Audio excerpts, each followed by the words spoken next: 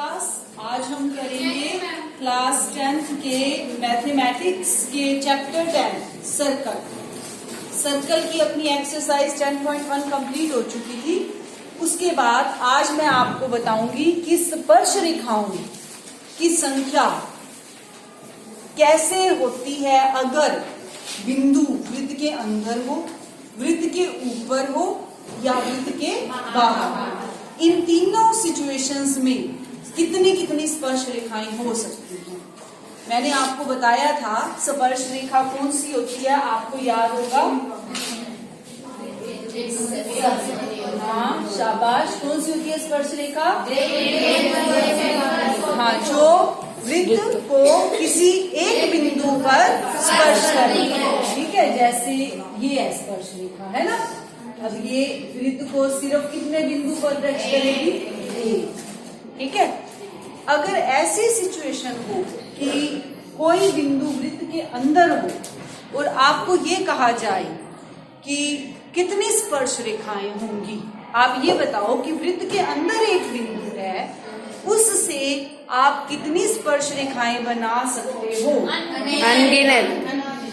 ध्यान से सोच के बताओ, क्योंकि स्पर्श रेखा जो होती है वो सिर्फ एक ही बिंदु पर वृत्त को स्पर्श करती है। वृत्त के अंदर, ये वृत्त का केंद्र है, मैंने कोई और बिंदु ले लिया अंदर, अब इससे मैं स्पर्श रेखा बनाऊंगी। बताओ कैसी स्पर्श रेखा मैं बना सकती हूँ? ये देखो,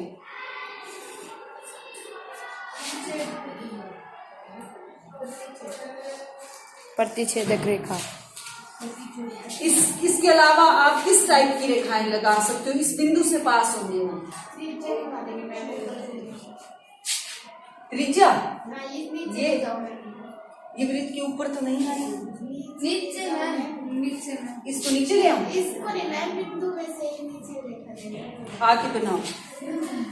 देखो मेरी बात सुनो, अगर आप बता सकते हो तो मुझे यहाँ आके बताओ, क्योंकि मेरे पास जितने भी आइडिया थे मैंने ये रेखाएं लगा दी। क्या इनमें से आपको कोई स्पर्श रेखा लग रही है? क्योंकि स्पर्श रेखा की डेफिनेशन ये होती है कि वो वृत्त को एक ही बिंदु पर स्पर्श करती है। जो ये मैंने रेखाएं लगाई हैं, ये वृत्त को दो बिंदुओं पर स्पर्श करती है। वृत्त के ऊपर देखो, ये रेखा देखो दो बिंदुओं पर टच कर रही है, ये रेखा देखो दो पर, ये रेखा देखो दो पर। अगर आप कोई ऐसी रेखा बना सकते हो तो बनाओ, जो वृत्त को सिर्फ वृत्त के अंदर एक बिंदु लगाओ, और ऐसी रेखा बनाओ जो वृत्त को सिर्फ एक ही बिंदु पर स्पर्श करे। बना सकते हो ऐसी? लाओ बनाओ फिर। इसका मतलब आप वृत्त के अंदर कोई भी स्पर्श रेखा नहीं बना सकते। आपके ऐसे एक नंबर वाले क्वेश्चंस में सम आ सकता है कि वृत्त के अंदर अगर कोई बिंदु हो तो उससे आप कितनी स्पर्श रेखाएं बना सकते हो। अगर आपको ये पता ही नहीं होगा कि स्पर्श रेखा होती क्या है तो आप इसका जवाब नहीं दे सकते, है ना। तो आपको ये स्पर्श रेखा पता होना चाहिए क्या होती है। स्पर्श रेखा वो होती है जो वृत्त को सिर्फ एक ही बिंदु पर स्पर्श करे, सिर्फ एक, है ना। अब देखो, अब वृत्त के अंदर कोई भी स्पर्श रेखा नहीं हो सकती। ठीक है, अब मैं ले लेती हूँ वृत्त के ऊपर एक बिंदु। मैंने वृत्त पर लिया एक बिंदु, वृत्त की बाउंड्री पर कहीं भी ले सकती हूँ। अब इस पर कितनी स्पर्श रेखाएं हो सकती हैं?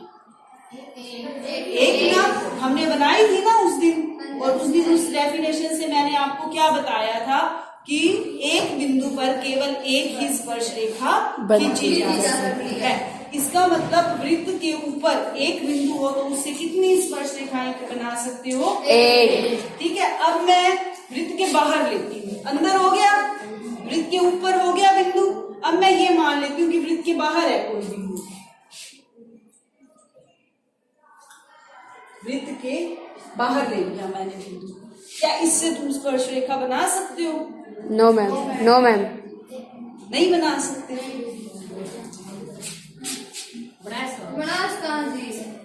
दो बन सकते।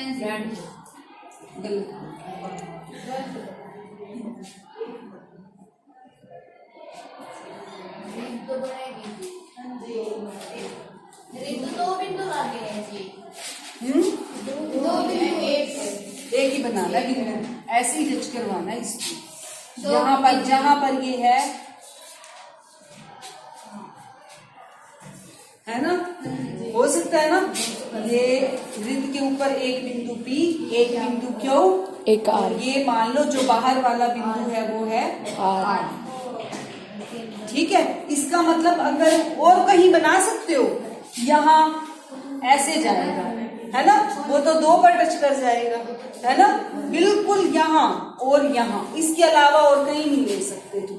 अगर यहाँ लोगे तो भी इसको क्रॉस करेगा, और सारे बिंदु वृत्त को 2 बिंदुओं पर टच करेंगे, है ना? तो वो स्पर्श रेखाएं नहीं हो सकती। तो एक रिजल्ट और आ गया तुम्हारे सामने, क्या? कि अगर वृत्त के बाहर कोई बिंदु है तो उससे कितनी स्पर्श रेखाएं बन सकती हैं? 2, आ गई समझ? वृत्त के अंदर स्पर्श रेखाओं की संख्या 0, वृत्त के अंदर कोई बिंदु है, उससे कितनी स्पर्श रेखाएं बना सकते हो? 0। वृत्त के ऊपर अगर कोई बिंदु है उससे 1, अगर वृत्त के बाहर कोई बिंदु है उससे 2। 3 क्वेश्चन बन गए तुम्हारे, है ना?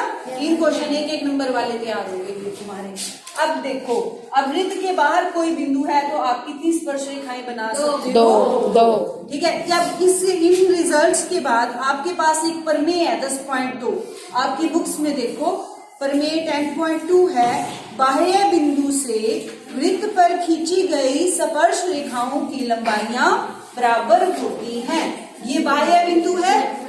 बाह्य का मतलब बाहर, यानी वृत्त के बाहर जो बिंदु है उससे जो हम स्पर्श रेखा बनाते हैं, स्पर्श रेखाएं 2 हैं, उनकी लंबाइयां बराबर होती हैं। ये प्रमेय है, ये आपने सिद्ध करना है। ठीक है। आप ऐसे ही एक वृत्त बनाओगे, मान लो उस वृत्त का केंद्र क्या है? O। आपने ये लिखना है, ठीक है। माना एक वृत्त क्या है?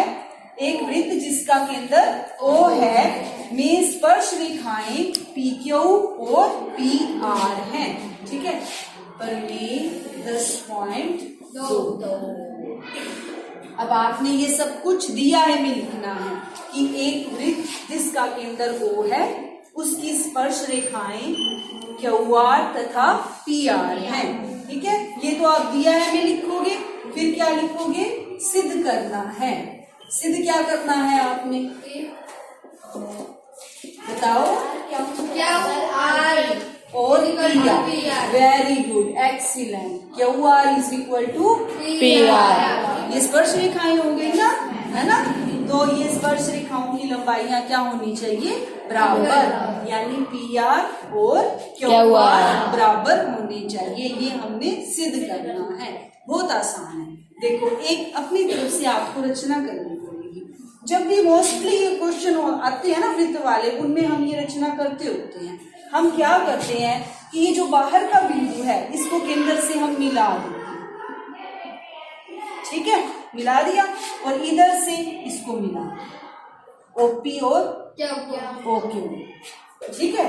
अब हमें ये पता है कि OQ और OP क्या है, ध्यान से देख के बताओ। OP और OQ क्या है? त्रिज्या। वेरी गुड, किसने बोला? शाबाश। क्योंकि केंद्र से वृत्त तक के किसी बिंदु की दूरी क्या होती है? त्रिज्या। इसका मतलब OP और OQ क्या है? त्रिज्या। प्रमेय 10.1 की थी। क्या थी 10.1 प्रमेय? देखो अपनी बुक्स में देखो, जिसको याद नहीं है कोई बात नहीं। बुक में क्या है कि जो त्रिज्या होती है,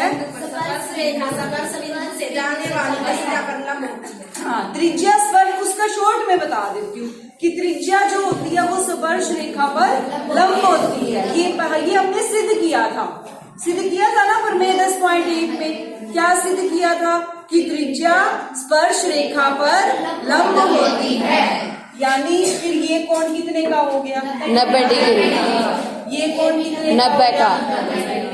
दोनों कोण 90 के हो गए, है ना। अब देखो, अब मैं ये ट्राइंगल ले सकती हूँ। पहले हमने रचना की है, यहाँ लिख दो कि आपने रचना क्या की है। OP, OQ तथा OR को मिलाया, ठीक है। अब OP तथा OQ क्या है? त्रिज्याएं हैं, इसीलिए angle O P R equal to angle O Q R बराबर में 90 डिग्री। क्यों? यहाँ रीजन लिखो क्यों? क्योंकि त्रिज्या स्पर्श रेखा पर लंब होती है। अगर आपको ये याद रहता है कि ये प्रमेय 10.1 है तो लिख देना, नहीं लिखोगे तो भी कोई बात नहीं है ना। प्रमेय 10.1 ठीक है। अब तुम ये वाली ट्राइंगल ले लो, ट्राइंगल ओ पी आर तथा ट्राइंगल ओ क्यू आर में। ठीक है। अब देखो इसमें, इस ट्राइंगल में और इस ट्राइंगल में क्या क्या समानताएं हैं। एक तो ओपी और ओक्यू दोनों ही बराबर होंगे, है ना।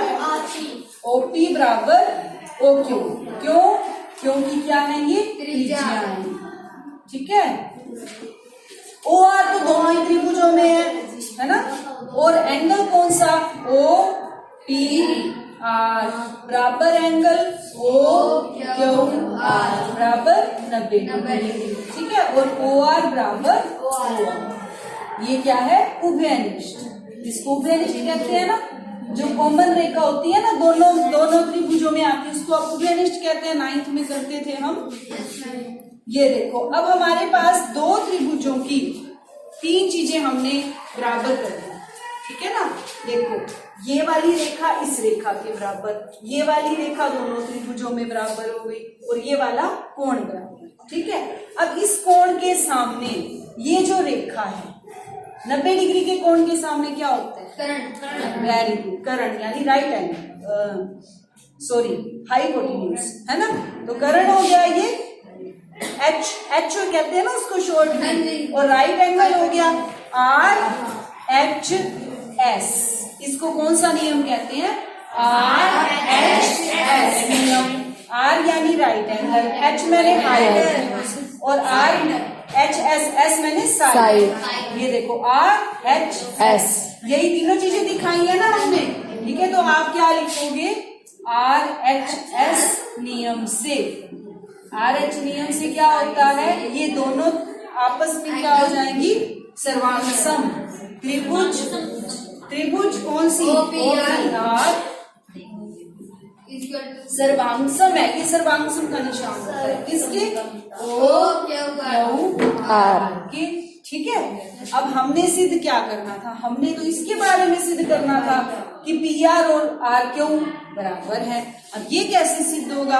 अब जब दोनों त्रिभुजें सर्वांगसम हो जाती हैं, 9th में करते थे हम कि जब दोनों त्रिभुजें सर्वांगसम हो जाती हैं तो उनके बाकी बचे हुए पार्ट्स भी बराबर हो जाते हैं बाय CPCT। CPCT का मतलब समझते हो? पता है सबको? नहीं पता है ना, भूल गए हो तो। क्या? Corresponding parts of congruent triangles, यानी सर्वांगसम त्रिभुजों के संगत भाग, यानी जो पार्ट्स आपके रह जाते हैं वो भी क्या हो जाते हैं? बराबर। इतना बड़ा लिखने की बजाय हम क्या लिखते हैं? CPCT। ठीक है। तो इसीलिए PR बराबर QR, ब्रैकेट में लिख दो CPCT। यही हमने सिद्ध करना था कि PR किसके बराबर है? QR के। तो इससे क्या सिद्ध हो गया कि स्पर्श रेखाओं की लंबाइयां बराबर होती